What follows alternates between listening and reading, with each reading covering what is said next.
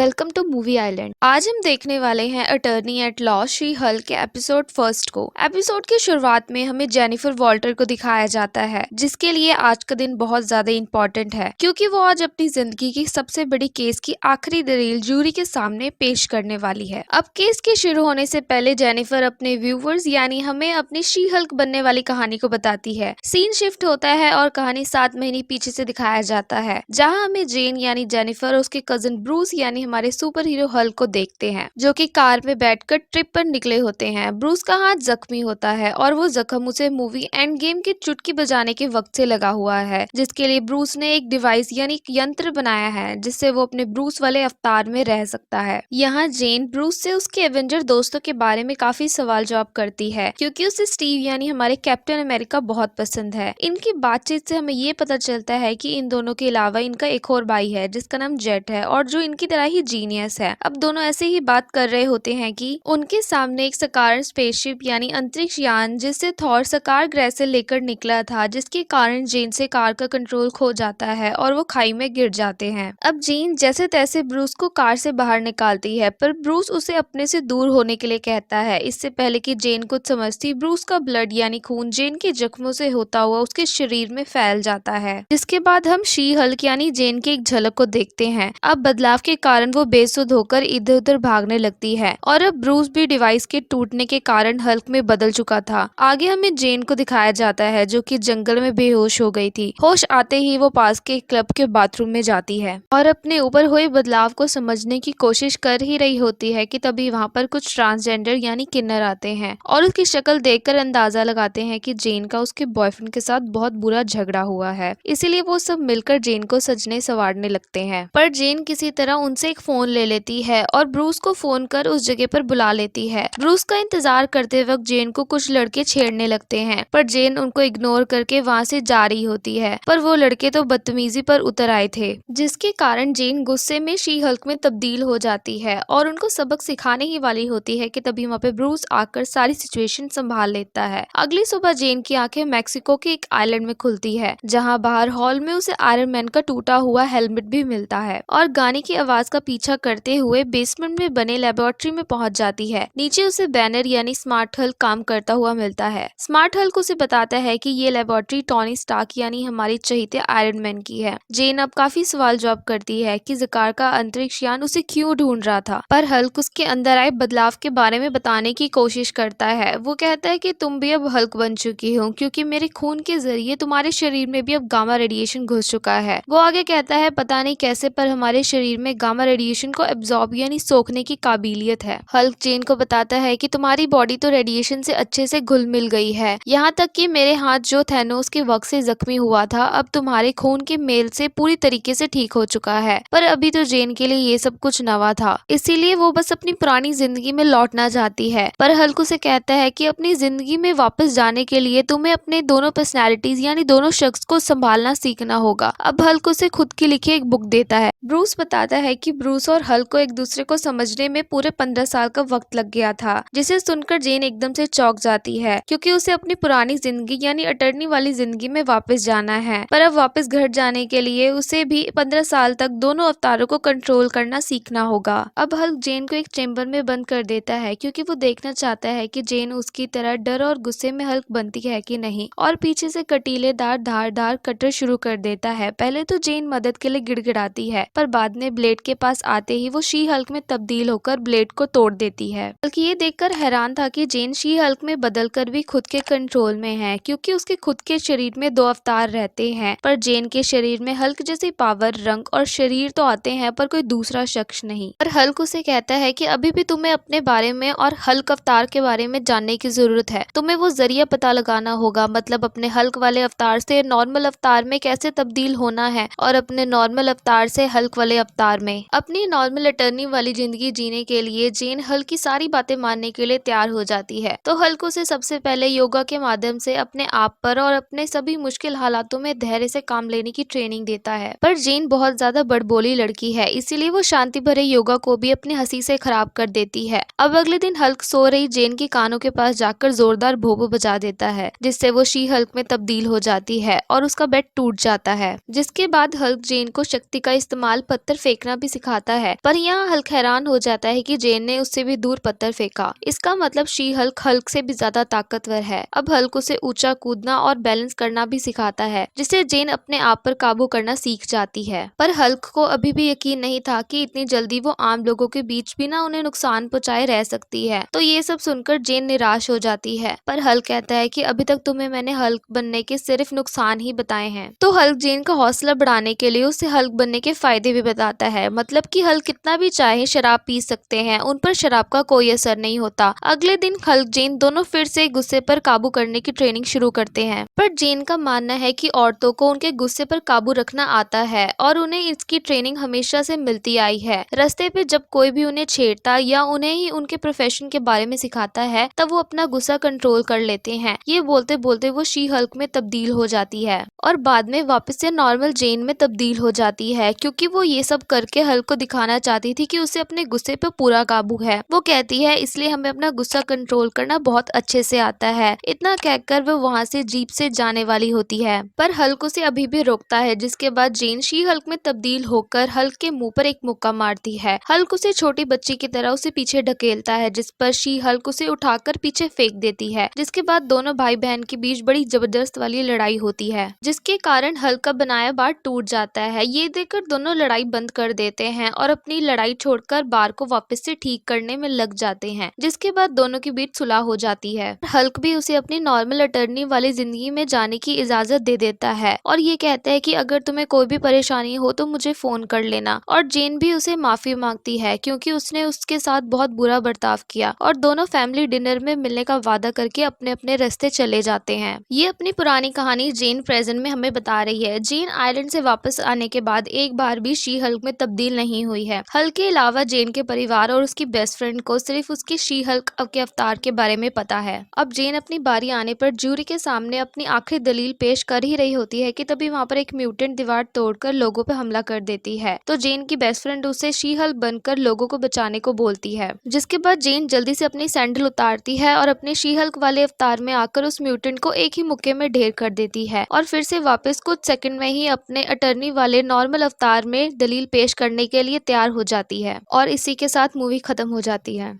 अगर आपको ये मूवी अच्छी लगी तो वीडियो को लाइक करें और ऐसी ही अमेजिंग वीडियो को देखने के लिए चैनल को सब्सक्राइब करके बेल आइकन को बजाना ना भूलें। अगर आपने हमारी पिछली वीडियो को नहीं देखा है तो वीडियो को देखने के लिए स्क्रीन पर दिए गए वीडियो को क्लिक कर उन वीडियो को भी एंजॉय करें।